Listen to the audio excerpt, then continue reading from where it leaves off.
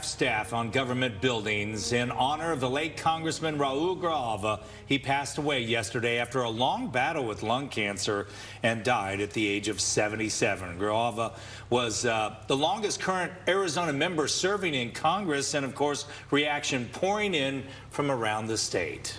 Arizona Governor Katie Hobbs sharing her condolences, saying in part, Grijalva was a champion of our state, fighting to uplift Arizona's most vulnerable communities. Republican Representative Andy Biggs also sharing his condolences with the family, saying in part, the congressman was a dedicated public servant who served his constituents well. So this morning we are joined by Arizona Senator Ruben Gallego to hear how Congressman Grijalva's legacy has impacted him. So, Senator, thank you for taking the time to talk to us this morning. I read where you guys were good friends. How are you remembering him, and how should we remember him? Honestly, it's just been very difficult for me. He is and was a very, very good friend, a mentor to me, especially when I got to Congress, but even before getting to Congress. I served with him on the Natural Resources Committee, and, I got to learn a lot from him. And he really cared about Arizona. He cared about some of our most vulnerable communities. He cared about our tribal communities, about our nature, our water, our beautiful landscape. And, he really led with a true heart of gold. He was a real public servant, and he's irreplaceable. We are poor as a state now that he's gone. We've talked about the legacy he leaves behind in Congress and his lasting impact. What can you tell us, since you knew him so well, a little bit about him? I've heard he was always joking around with his family, things like that. He was just always such a big personality, as we always saw him, right? I'll always remember him with the bolo tie and his sweaters. Well, look, his legacy first is his family. He is a great father, grandfather, great-grandfather. And so that, number one, he was a loving man to everyone that he considered family, not just, his biological family. He would call me mijo, which is Spanish for son, especially when I was doing something wrong or something that he politically disagreed with. That's when he kind of called me into his office. Really, he did have a very funny, quirky, old man humor, personality, and jokes and stories. The man had great stories that, whenever he would actually sometimes pull out whenever he was trying to make a point or try to teach me a lesson or something that I should learn from. And he really was. He was something else. I am going to miss him. I'm going to miss him very dearly. Well, Senator, our condolences for you losing such a good friend, and we'll be talking about who's going to fill his shoes next over the coming days. We have to ask you, just short on time here, but is the government going to shut down, or are you guys going to get something done? I don't know.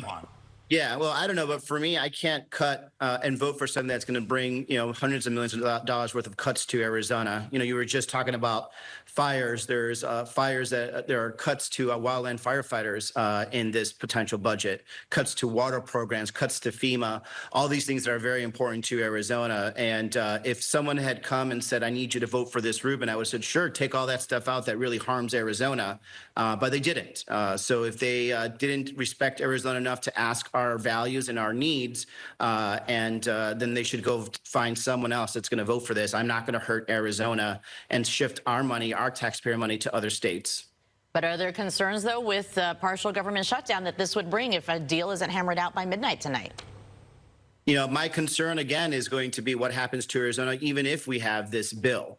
What happens to Arizona is that we are going into probably the driest season ever. And the federal government just said that we're going to cut your capability, Arizona, to be able to fight these wildland fires. For the first time ever, this budget has more than $1 billion in cuts in veteran services. In what time, in what world have we ever cut veteran services, especially in Arizona, which is a growing need, to keep the budget going?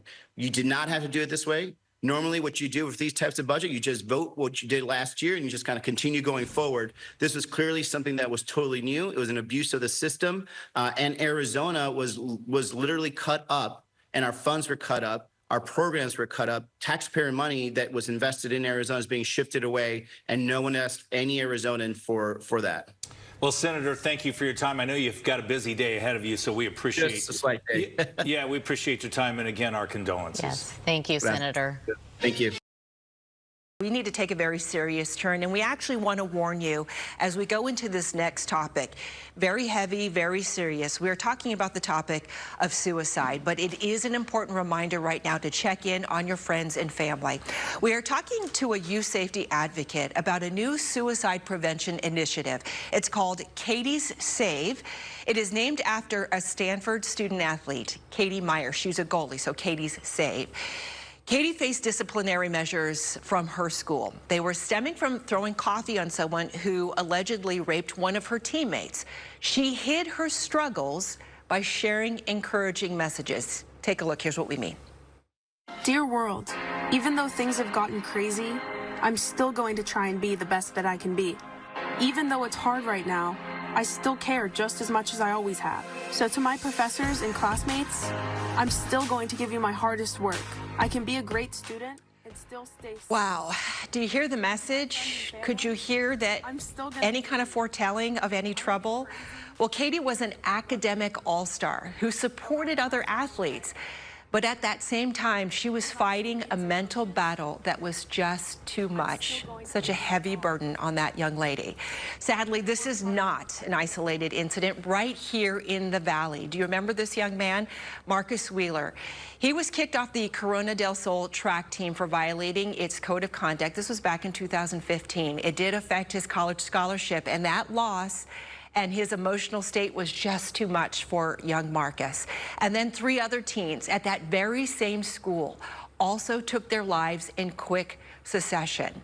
When it comes to the pressure of sports, especially for college or college-bound athletes, parents can often be left out of the loop. So Katie's Save was created for students to choose a designated advocate to receive notice and provide support when they need it the most. And here to talk about Katie's Save is youth safety advocate Katie McPherson. Katie, you have done such incredible work in this field. And before we get started here, just in full disclosure, I've got 2 teenagers who are both looking at college sports and playing college sports. So this subject hits near and dear to my heart. But let's talk about these college athletes, because especially Katie Meyer, here she was at Stanford, high achieving, you know, this is not a normal kiddo. Are these pressures self-induced? I mean, this is not the kind of kid that you might think of associated necessarily or typically with depression and anxiety. Yeah, I think that we need to take a hard look at these highly engaged kids. Harry Miller from Ohio State, defensive linebacker, came out on the Today Show last year and just said, so much pressure. I'd play a game, I'd go to Twitter, there were comments about me like, why didn't you do this, why didn't you do that? I would imagine Katie was under the same pressure for her soccer. But these kids are great kids, they're brilliant, they're involved in so much. You read Katie's resume, it's just stacked, right? But with that pressure comes balancing mental health, athletic conditioning, you know, all of the things that they have to do. It's a lot. Yeah, and then, of course, the pressure from your coaches to win. You know, I mean, and maintaining a certain academic level. We were talking off camera about the softball player as well who took her own life. You know, let's also talk about the phenomenon of clustering. Is there an influence when we see a high-profile case and then another and then another? With whoever it is, we know that suicide is contagious, especially in our K through 12 schools and our universities. Once there is one, if the university or the school is in triage with postvention, we're likely to have another. And so we need to do what's called appropriate postvention. You work so much with our high school kids here in the Valley, but let's talk about those college kids that go away. They're away from their, you know, family support system. You know, moms and dads often maybe feel a little helpless because they're so far away, so removed. So explain what Katie's Save is and the concepts behind it.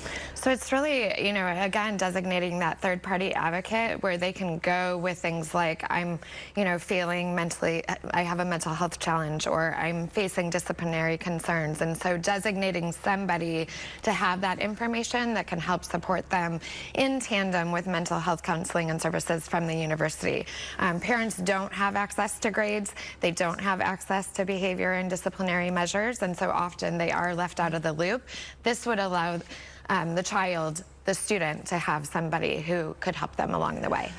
Katie, this is such an important subject, and I want to come back to our high school students here in town. So often, too, it's hard to get your kid to open up. Maybe as mom and dad, you see some shift in behavior. Tell us, what is the message to parents who feel helpless, and then to our high schoolers out there who maybe feel like they're in despair? I think open communication and listening. What I hear most often from kids is my parents listen, but then they dismiss or invalidate my pain. Really, that vulnerability and validation and just listening, that's what I hear from the kids. What I hear from the parents is, what am I looking for? Yeah. You're looking for a drastic change in behavior, hygiene, sleep, grades, irritability. You know, sometimes we see jerkiness as defiance. Sometimes that's depression and anxiety popping up. And I want to end this conversation responsibly and put out there the suicide hotline, 1-800-273-TALK. 273-TALK. Katie, thank you so much for talking to us about this. So important. Please, if you're struggling, please know that there is help out there. Time now is 8:43 or 8:42. We'll be right back with more Good Morning Arizona.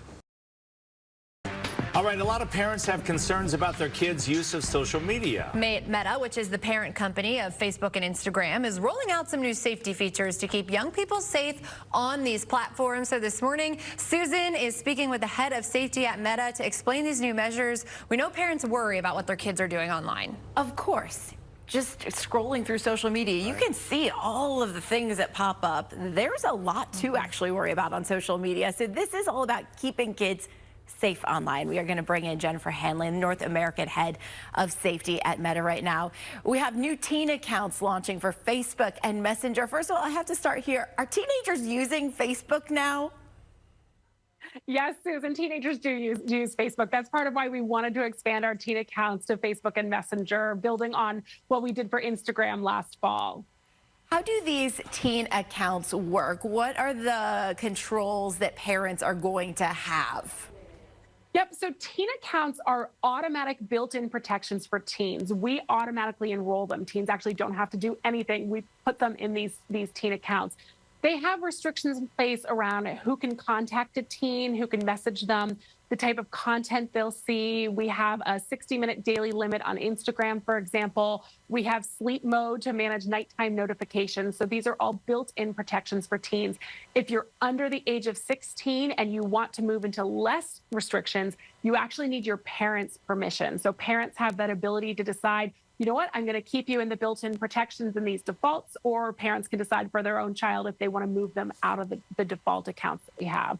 We also, for parents, have parental supervision tools. So if parents want to do more, they can. They can get insights into who their teens are messaging. They can set more restrictions for the times of day, for example, that their teens use our platforms. I know there is going to be a lot of interest in that feature. How do parents find that so they can kind of check out what's going on? Yeah, so parents can use our parental supervision tools across our family of apps.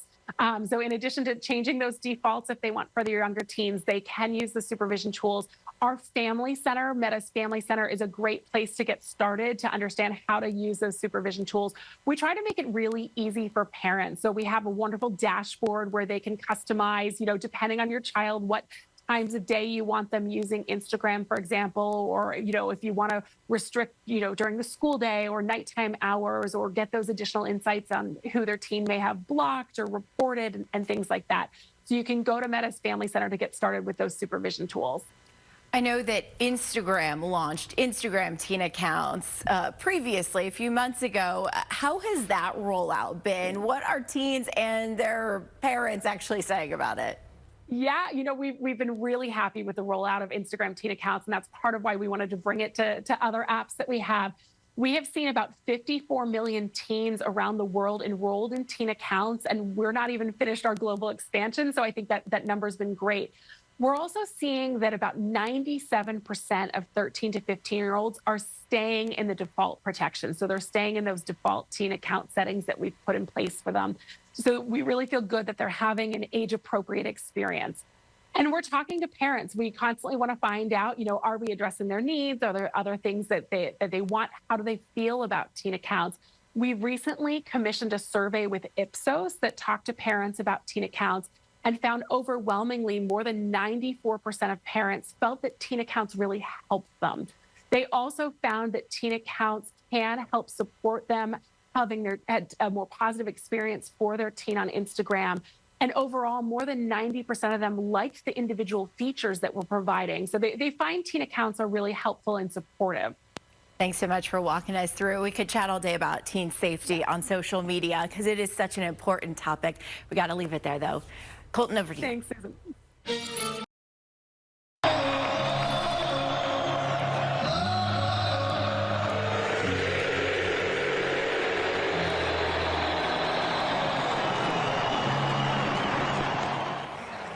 Oh my gosh, talk about getting chills. That moment from Sunday's Super Bowl was so historic. It's the first time ever an all-female group of pilots did a flyover, of course, at the biggest game in football. That flyover also commemorating 50 years of women flying in the U.S. Navy. So joining us this morning is one of the pilots. Lieutenant Naomi Nagali is a member of the Strike Fighter Squadron 2, based at the Naval Air Station in Lemoore, California. So, Lieutenant, good morning. It is such an honor to speak with you.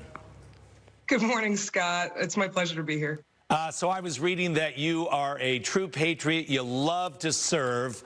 And I'm guessing that someday you'd like to see more female pilots, to the fact that we never even need to mention it again.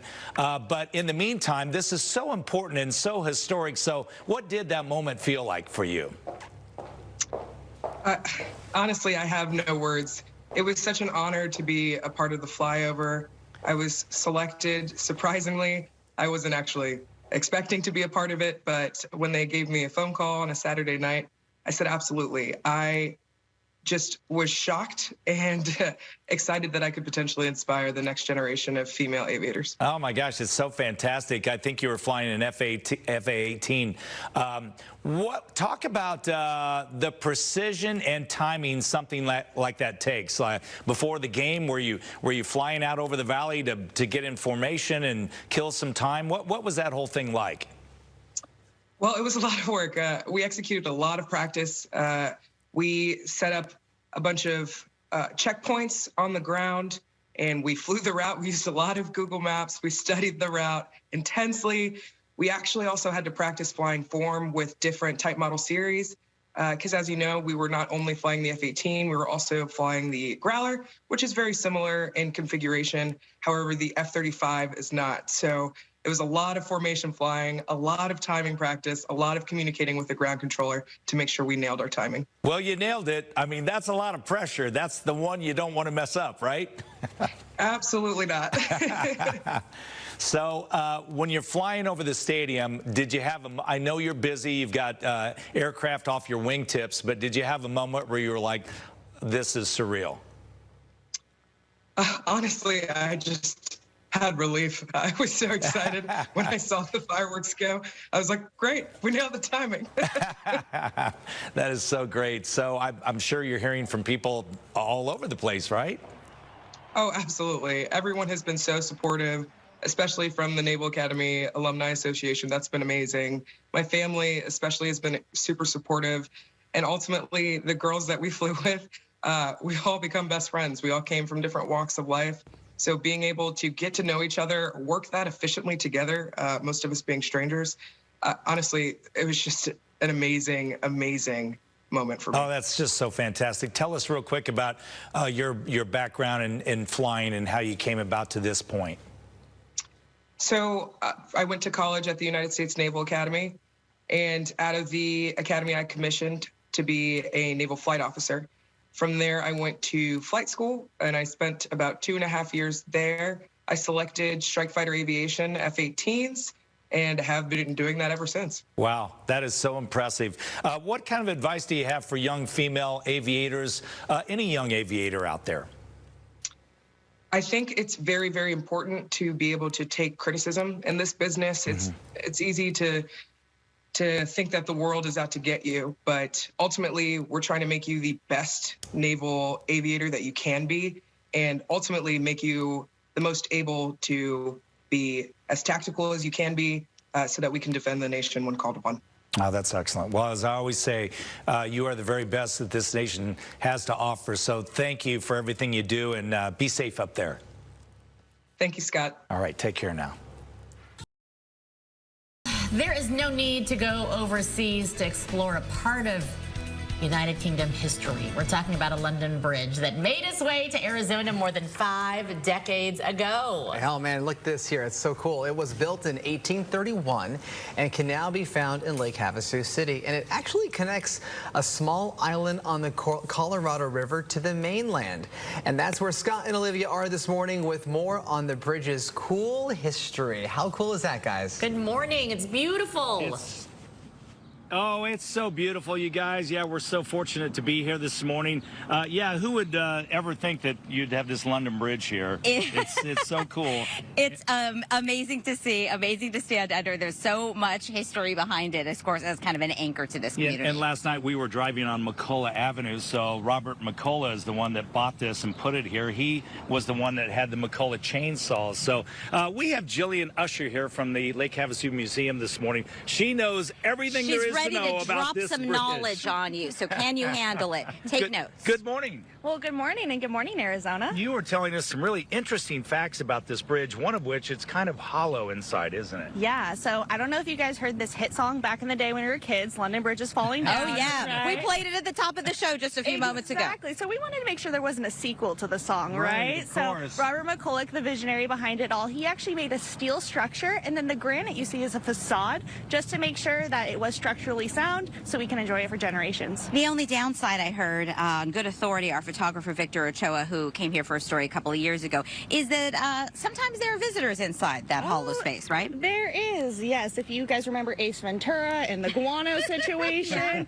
we have one of those right here. Yeah, we do have bats inside, and then we have really cool swallows that actually live on the outside in these little nests. Those were swallows. Yeah, London Bridge swallows. I don't know if they're British, but we'd like to think so. Yeah. So when the bridge was put up, the water wasn't here yet, so that's what they created.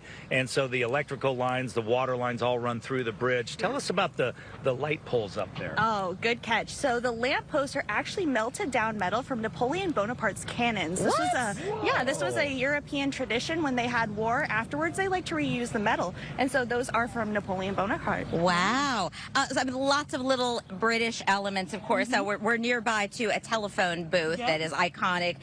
England, the red phone booth. Where does all of this come from? Is all of this, is it replica? Is it real? Is it? Yeah, so it's a little bit of both. Okay. So when Robert McCullough decided to bring this bridge, he wanted it to be a big tourist attraction. So he wanted to amp up the culture of British history to kind of really bring people in here and have a little fun with it. So we have the red booths. This is technically the English Village. So really just adding that culture. But I like to tell people it's because of the song London Calling. We always have a little reminder right there. Oh, nice. Nice. So who did he outbid McCullough to get this bridge? Yeah, believe it or not, Red Skelton, the famed comedian, was one of the higher bidders. But McCullough wanted to recreate the bridge, and London thought that was really fascinating, so he ended up winning. Wow. Have you seen any, I mean, of course, we know that people are drawn here for a zillion reasons. You know, the lake life, the parties, the people, all of it. But have you seen a renewed or enhanced interest? Because people have gone kind of monarchy crazy, given what, you know, just the coronation of the king and the passing of the queen and all of that. Yeah, it kind of seems like people are coming down. There is that bit of interest. London is kind of fascinating. They really were a big presence here when it came, and I think with all of the big history that's happening in recent times, people are coming back and they really find it fascinating. I will say, too, the city has actually created a new element, so at night the bridge lights up different colors. Oh, I love that. Yes, they light it up for special occasions. When the queen did pass away, we lit it up purple in her honor. And it's the second most visited site in Arizona. I think you know what the number one is. But it's tough to compete with the Grand Canyon, but you guys are doing well. Yeah, nicely done. You know, I gotta say, this this is still the largest antique ever purchased, so they can't beat us there. Right. Oh, You're very right nice. about Thank that. you Yeah, so thanks, much. Jillian. So the Appreciate next time that you. you're coming out to Lake Havasu, carve out a little time so that you can go just up the road and visit the museum, because that really gives you a I new know. perspective. It's so fun to see it. Every time you come over here, you see something different about it, too. Yes. So that's really So, cool. Jillian, thank you so much. It was the capital to one of the most daring sports in the world. Check this out. Oh, man. This is the U.S. PWC Freestyle Championship, which just took place last weekend. Yeah, better them than me. You know, that looks pretty terrifying. That's some skill. That takes skill for sure. Absolutely. So it's a tour that separates freestyle competition from high-speed racing on a personal watercraft. It is still cool to check out, though, if you're certainly is. a bystander. We'll watch from afar. And it, again, took place in Lake Havasu City. That's where we are for our Field Trip Friday. Wow. Olivia and Scott catching up with some of those competitors. We're in Oz seeing it in TV. I can't even imagine what this is like in person, guys. My mind is blown. Yeah, right? My mind is blown. I've never seen anything like this before. I'm comfortable sitting on one, and that's about it. And maybe moving slowly. I don't know. I'm glad we have the drone here, Hector, giving us another view as well, and Arnold, because there is just so much action. It's insane. We want to bring in, while we're watching all of this, Vuk, who is the guy who founded this organization. He's getting this all going here and hosting 2 championships here in Lake Havasu every year, and then the World Championship. How did this all come about? Well, I'm originally from Czech Republic, born and raised. Became American only 2 years ago. And we separated high-speed racing from freestyle, which I used to do, over there at the European Championship. And obviously, when me and my wife decided to move to America, I thought, well, why not try to do the same thing over here? And here we are. Talk about how good these guys are, because they're the best in the world, right? Yes, exactly. You just saw Demi Morgan, one of the best female competitors out there. Now we're watching Coy Curtis. He's only 14 years old. He turned 14 yesterday. He actually, exactly. He turned 14 yesterday. Look at him. Exactly. Of course, I was talking to his mom saying, does this just give you a heart attack? And she said, no. I mean, this is what he does. He's so good at it. We're used to it. He's grown up on it. Exactly. And, we got to thanks to Lake Havasu City for being so welcoming for us to, sort of extreme sports like this. This is so awesome. This is the reason why I moved here. Actually, all these guys moved here from other states. Coy is from California. Demi actually moved here from Idaho.